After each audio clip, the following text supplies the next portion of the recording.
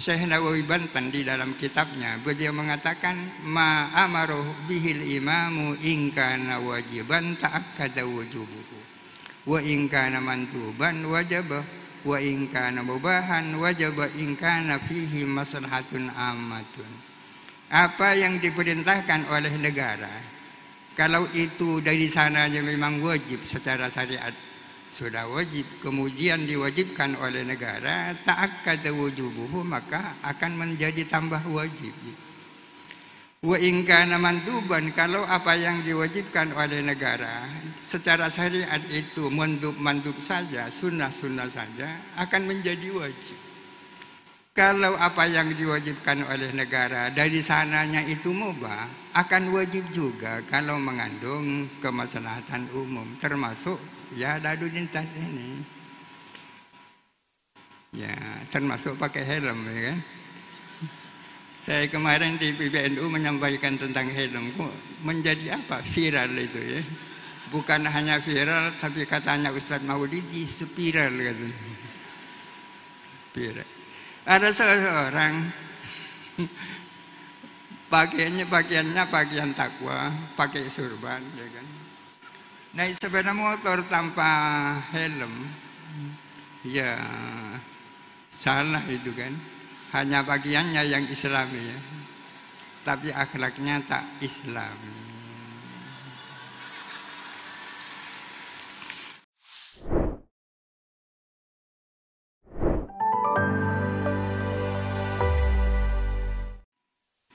Assalamualaikum warahmatullahi wabarakatuh. Bismillahirrahmanirrahim. Alhamdulillahi rabbil alamin. Wassalatu wassalamu ala asyrafil anbiya'i wal mursalin Sayyidina Muhammadin sallallahu alaihi wasallam wa ala alihi wa sahbihi ajma'in, amma ba'du. Al-Mukarram Kus Ulil Abasar Abdullah, yang terhormat Kiai Haji Khudri Arif, Al-Mukarramin, para peserta halqah fikih peradaban yang saya hormati. Sebenarnya untuk tujuan ini saya sudah menulis makalah. Akan tetapi saya terpancing dengan apa yang disampaikan Gus Ketum, Gus Yahya tadi, dan Gus Ulil.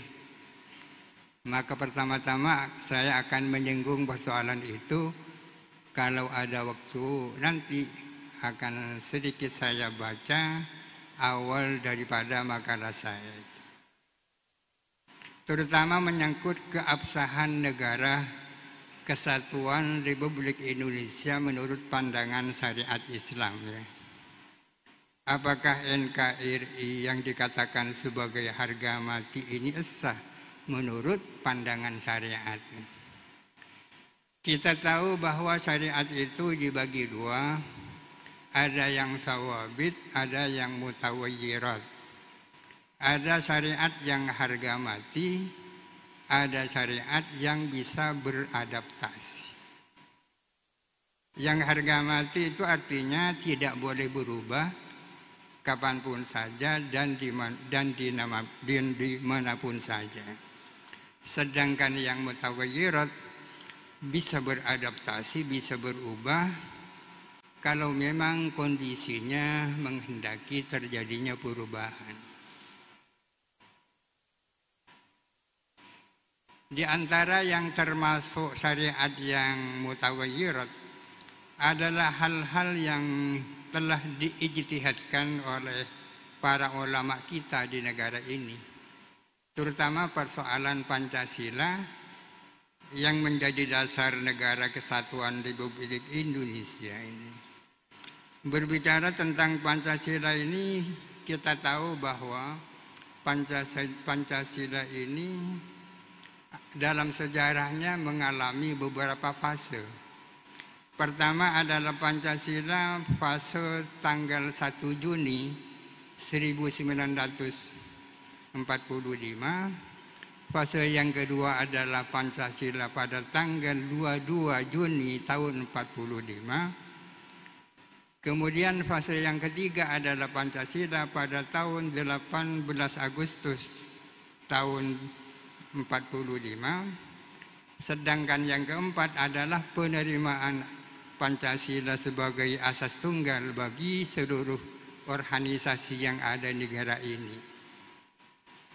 Di dalam BPUPKI, Badan Usaha Penyelidik Persiapan Kemerdekaan Indonesia, terjadi perdebatan sengit. Akhirnya mereka yang bersidang sepakat menjadikan Pancasila sebagai dasar negara.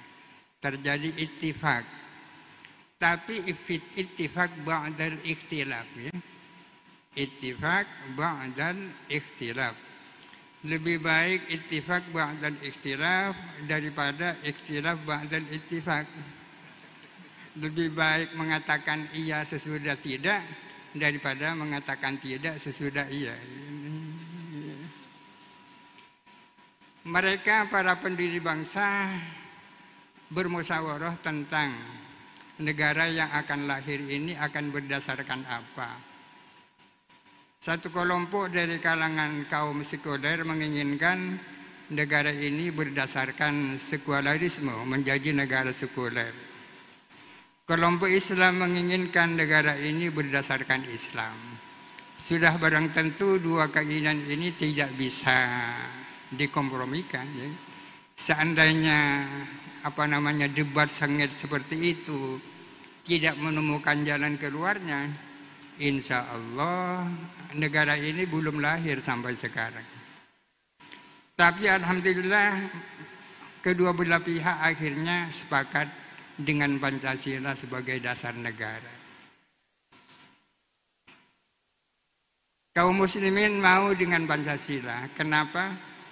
Karena menurut mereka Pancasila tidak bertentangan dengan syariat, bahkan sangat sesuai dengan syariat. Kelompok sekuler mau dengan Pancasila karena menurut mereka Pancasila bukan agama.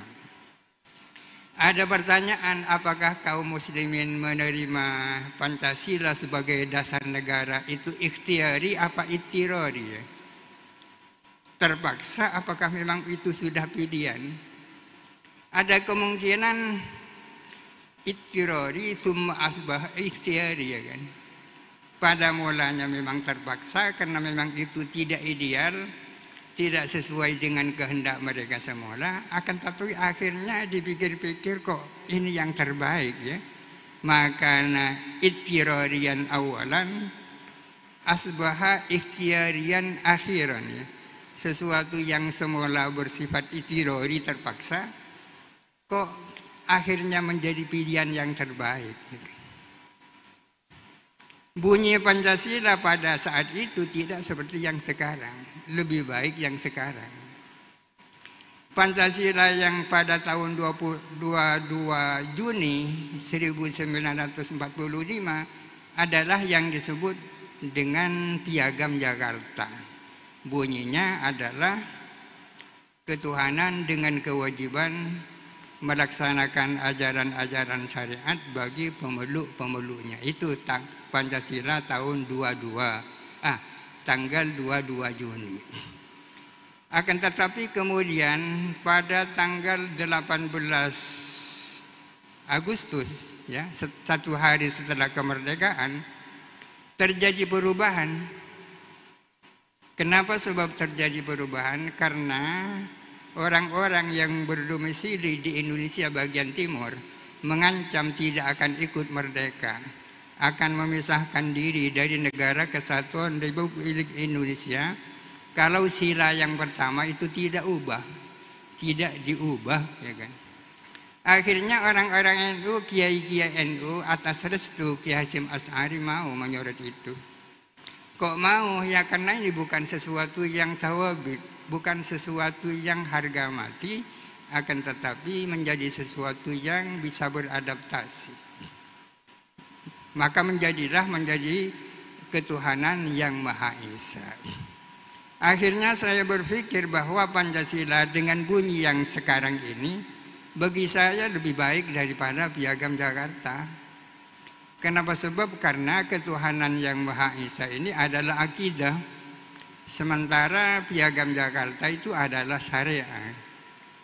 Sudah barang tentu tidak ada artinya syariah tanpa akidah. Pada tahun 84 terjadi kesepakatan di sini dalam acara Munas Alim Ulama tahun 83 ya. Kemudian dikokohkan muktamar tentang penerimaan asas tunggal itu. Nampaknya para musyawirin itu tidak puas dengan apa yang diinginkan Kiasat pada saat itu. Seolah-olah juga itu ittirori, tapi kemudian jadi ikhtiari ya kan. Para hadirin sekalian, termasuk sesuatu yang bukan harga mati, melainkan bisa beradaptasi adalah tentang bentuk-bentuk negara dan sistem pemerintahan. Bentuk negara dan sistem pemerintahan bukanlah yang harga mati, akan tetapi merupakan bagian dari syariat yang mutawayyirat, yang bisa beradaptasi dengan situasi dan kondisi. Kenapa? Karena negara ini bukan tujuan. Oleh karena bukan tujuan, tidak ditemukan nas Al-Quran maupun hadis yang berbicara tentang bentuk negara.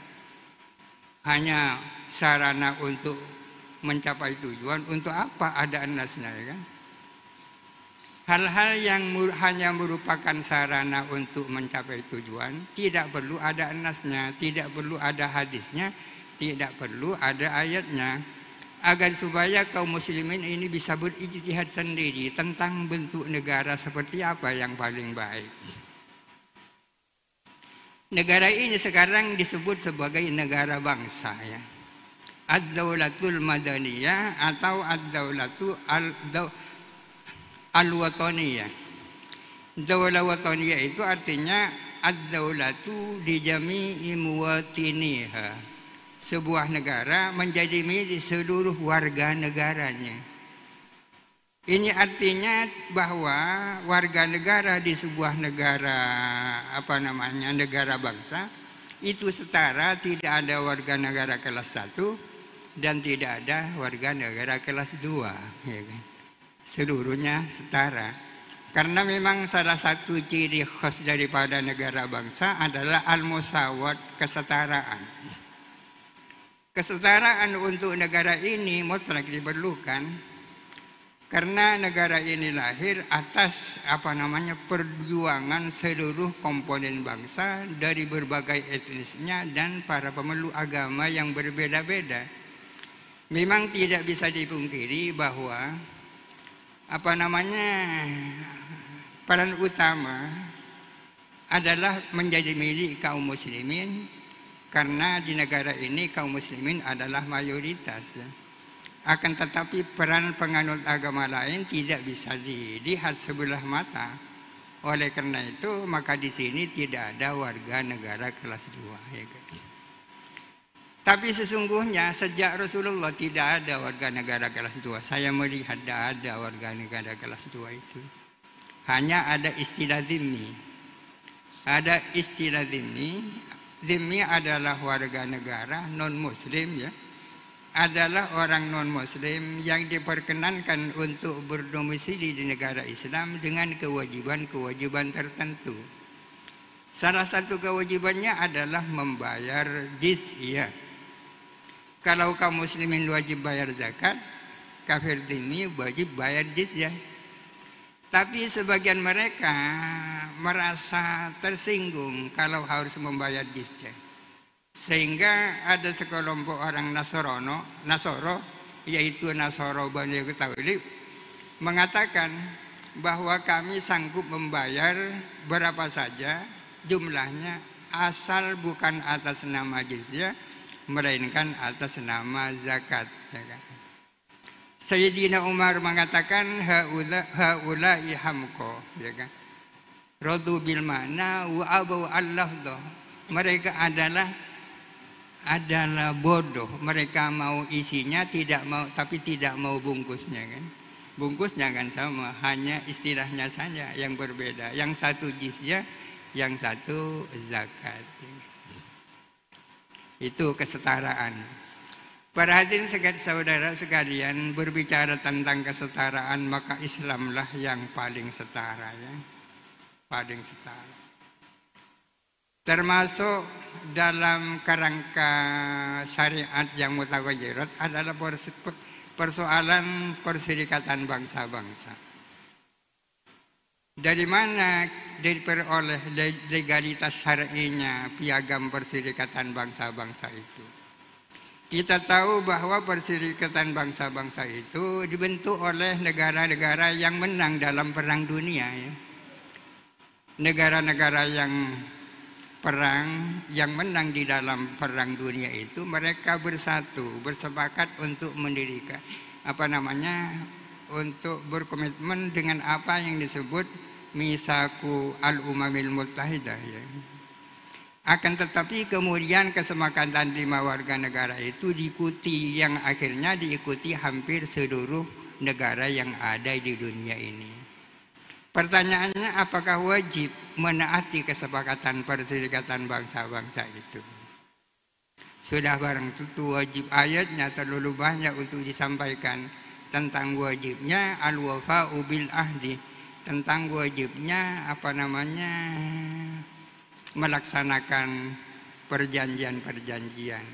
Bukan hanya perjanjian antara Islam dan Islam, akan tetapi perjanjian antara Islam dan non-Islam wajib wajib dilaksanakan juga. Ada sebuah hadis, di situ dikatakan bahwa di dalam sebuah perang Badar, salah seorang sahabat bernama Hudzaifah ibnul Yaman bersama ayahandanya ketika hendak ikut perang Badar ditangkap oleh tentara Quraisy. Beliau berdua ditanya oleh orang-orang Quraisy, "Kamu mau kemana?" "Tidak ada, kami hanya ingin ke Madinah saja," kata. "Tidak, paling kamu ingin ikut perang Badar bersama Muhammad?" "Tidak." Tapi akhirnya mereka yakin bahwa Hudzaifah ibnul Yaman dan ayahnya ini ingin ikut perang Badar bersama Rasulullah. Akhirnya ada kesepakatan bahwa mereka akan dilepas oleh orang-orang Quraisy dengan perjanjian mereka harus kembali, tidak pergi perang. Peristiwa itu kemudian disampaikan oleh Hudzaifah ibnul Yaman kepada Rasulullah. Akhirnya Rasulullah mengatakan, "Nafi bil ahdi, kita wajib menyelesaikan dan menyempurnakan perjanjian itu. Persoalan perang kita mohon bantuan dan kemenangan kepada Allah Subhanahu wa taala. Ini perjanjian antara kaum muslimin yang di dalamnya ada Rasulullah dengan orang kafir yang wajib dipenuhi." Perhatian sekalian, tadi Gus Ulil sudah mengatakan bahwa peradaban itu semakna dengan al-hadharah, ya. Semakna dengan al-hadharah. Dan beliau mengatakan bahwa hadharah merupakan kebalikan daripada badawah. Sehingga timbul istilah insan hadari dan insan badawi, ya kan? Insan hadari adalah sukanul hadar atau sukanul Madinah, penghuni kota. Sedangkan sukanul badiyah itu adalah penghuni pinggiran. Ada yang lebih daripada hadari dan badawi, itu adalah Arabi, kan?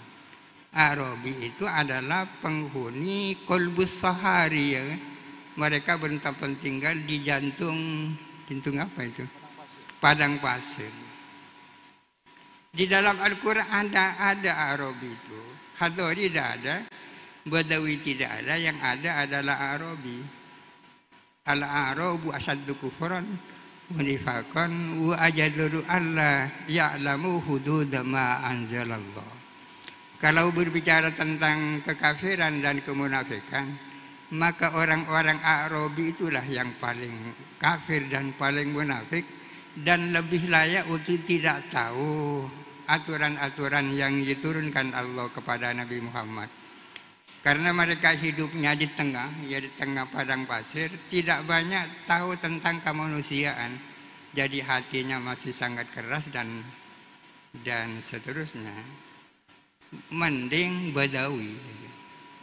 Dengan demikian diartikan bahwa peradaban ini artinya adalah kemajuan.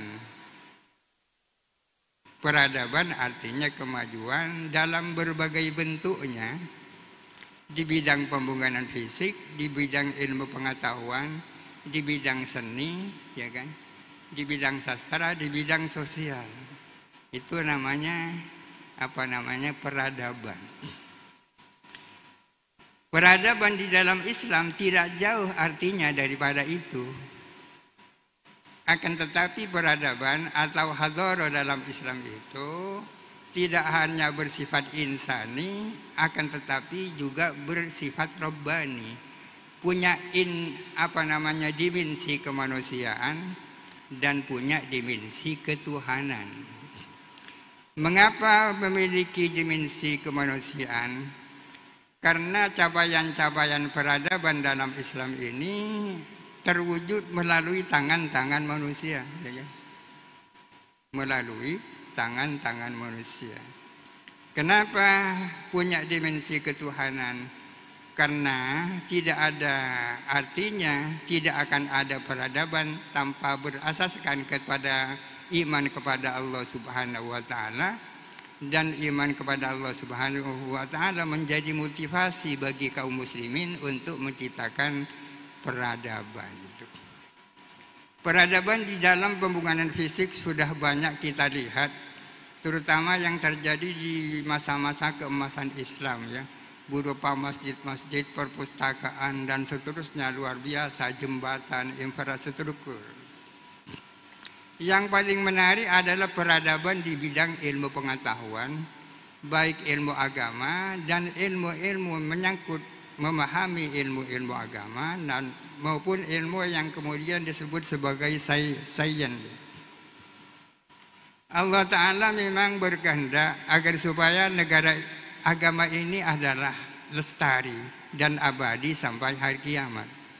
Untuk itu beliau melahirkan para ulama dari berbagai keahliannya. Ada ahli nahwu, ada ahli sorof. Lahirlah nahwu, lahirlah sorof, lahirlah balaghah, lahirnya ilmu hadis, lahirnya ilmu tafsir, lahir ilmu usul fikih, lahir ilmu qawaidul fikih. Seandainya tidak ada Islam, mungkin tidak ada yang namanya nahwu itu. Seandainya tidak ada Islam, tidak akan ada ilmu saraf. Seandainya tidak ada Islam, tidak akan ada yang namanya usul fikih, qawaidul fikih, mustalahul hadis, ulumul tafsir dan sebagainya. Itu merupakan capaian-capaian peradaban dalam Islam itu. Tapi yang paling penting adalah peradaban Islam yang berbentuk qiyam akhlakiyah, ya, yang berbentuk nilai-nilai moral. Itu yang paling utama. Yang berbentuk nilai-nilai moral seperti kewajiban wajibnya menaati aturan. Berbicara tentang kewajiban menaati aturan, banyak bangsa kita yang belum beradab, ya kan, gampang melanggar aturan orang-orang sini, termasuk melanggar aturan lalu lintas gitu. Yang sering sampaikan banyak yang tidak beradab, ya kan. Tuh. Kita melihat orang-orang sekarang itu lebih pandai membangun fisik daripada membangun manusia, ya. Buktinya kita melihat masjid-masjid bagus-bagus itu. Akan tetapi kalau kita melihat isinya keropos, seringkali jamaahnya tak lebih dari satu shop. Kalaupun banyak jumlahnya, mereka sholatnya tidak memenuhi standar, tidak sesuai dengan fikih. Bukan fikih peradaban, tidak sesuai dengan fikih sholat. Seringkali imamnya tidak berkualitas, khotibnya asal-asalan itu. Akan tetapi masjid yang sudah baik, masih bongkar lagi akar supaya menjadi lebih baik. Dananya dengan cara minta sumbangan di pinggir di jalan. Ya. Saya mengatakan di situ Bondo itu hukumnya haram itu. Kenapa kok haram? Karena itu melanggar lalu lintas. Pelanggaran terhadap lalu lintas mungkin boleh dalam kondisi darurat. Kalau untuk mempercantik masjid, di mana daruratnya? Kan tidak ada ya. Tidak ada daruratnya. Itu mungkin yang perlu diselesaikan itu ya kan. Tak beradab ya kan. Harus ada bahasan masail dalam kondisi apa seseorang itu boleh melanggar aturan lalu lintas. Dan siapa yang diperkenankan melanggar aturan lalu lintas. Mungkin jawaban sementara salah satu yang boleh menerobos lampu merah adalah ambulan yang sedang mengangkut orang sakit yang harus segera ditangani. Tapi kalau orang sakit sudah pulang dari rumah sakit, untuk apa melanggar lalu lintas? Ada sebagian orang yang punya pandangan bahwa aturan lalu lintas itu bukan wajib syar'i itu. Siapa bilang bukan wajib syar'i? Ayatnya sudah sangat jelas, wa ulil amri minkum. Aturan negara wajib ditaati kan. Agama juga ya. Dosa juga melanggar aturan lalu lintas. Katanya Syekh Nawawi Banten di dalam kitabnya, beliau mengatakan ma amaruh bihil imamu in kana wajiban ta'akkada wujubuhu wa in kana mantuban wajaba wa in kana mubahan wajaba in kana fihi maslahatun ammatun. Apa yang diperintahkan oleh negara, kalau itu dari sananya memang wajib secara syariat, sudah wajib, kemudian diwajibkan oleh negara, ta'akkada wujubuhu, maka akan menjadi tambah wajib. Wa in kana manduban, kalau apa yang diwajibkan oleh negara secara syariat itu mandub saja, sunnah saja, akan menjadi wajib. Kalau apa yang diwajibkan oleh negara dari sananya itu mubah, akan wajib juga kalau mengandung kemaslahatan umum, termasuk ya lalu lintas ini. Ya, termasuk pakai helm ya kan. Saya kemarin di PBNU menyampaikan tentang helm, kok menjadi apa? Viral itu ya. Bukan hanya viral, tapi katanya Ustadz Maulidi spiral katanya. Viral. Ada seseorang pakaiannya pakaian takwa, pakai surban ya kan. Naik sepeda motor tanpa helm, ya salah itu kan. Hanya bagiannya yang islami ya. Tapi akhlaknya tak islami.